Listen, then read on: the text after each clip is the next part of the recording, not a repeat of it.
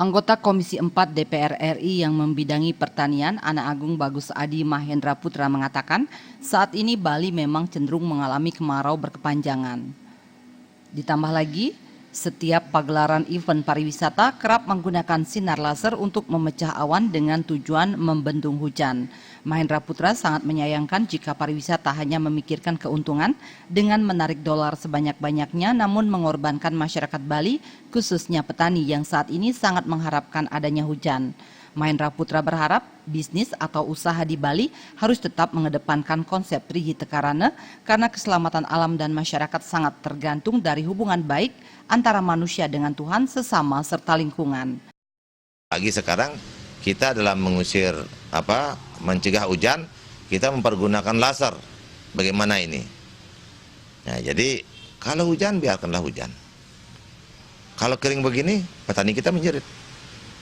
Kalau menurut saya, ya Bali masih ada pawang hujannya, masih kita mohon ke atas.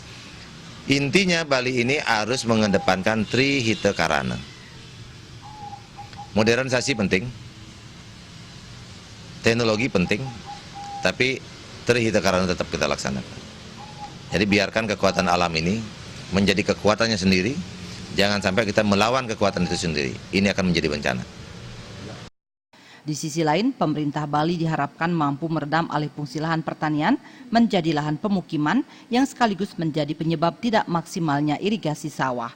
Jaya dan Gung Krisna, Bali TV.